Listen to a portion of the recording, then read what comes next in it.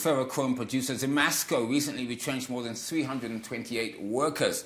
This followed a restructuring program by the company in response to depressed markets. Zemasco joined a number of other companies in the mining sector that have since retrenched, with those dealing in PGMs pushed by the depressed global prices.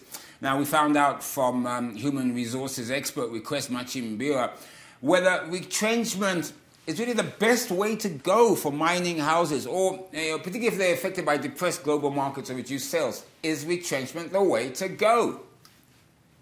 The depression in global markets is a reality show and is not only isolated to mining companies. So many companies are affected. And so retrenchment is a prescription, but a prescription must follow a diagnosis. So in other words, it may not be as easy to say retrenchment is the way forward, because there could be so many other various options available. And so we would want organizations generally, firstly, before embarking on a retrenchment, firstly, to invest in strategic analysis. For example, if a company is having a challenge with depression of sales, cutting down staff does not increase their sales. And therefore, retrenchment may likely to be an inappropriate response in that regard. So in summary, I would like to say whether to retrench or not should be a function of strategic analysis. It should be a function of diagnosis.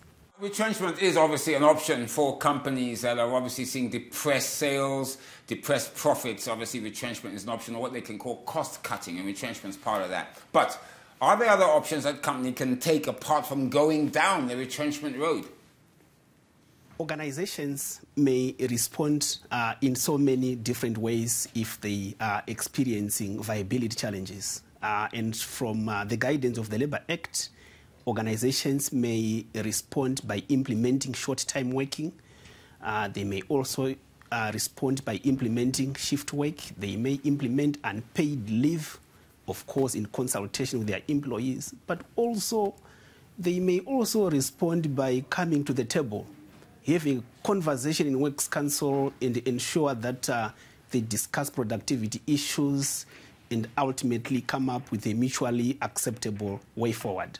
Look, the fact is, retrenchment should be a company's last option, because, of course, what you're trying to do is you're trying to counter reduced sales, high cost of inputs, possibly exchange rate movements, and lack of access to currency, etc. So I could keep on going. But the fact is that bottom line is you're making less money, which means that, obviously, with the workforce that you have, you could start switching into a loss, or you won't make a profit. So, of course, one of the issues that you do is retrench. But cost cutting is first, looking to see how you can cut your costs and boost your profitability. As I said, retrenchment should be a last option if possible, because no company wants to put their workers out onto the street with no job and no income. It doesn't matter what you think. No business owner would ever want to do that, I would hope. Konapo, ipapo pa ZTN Prime, DSTV channel 294, the place to be.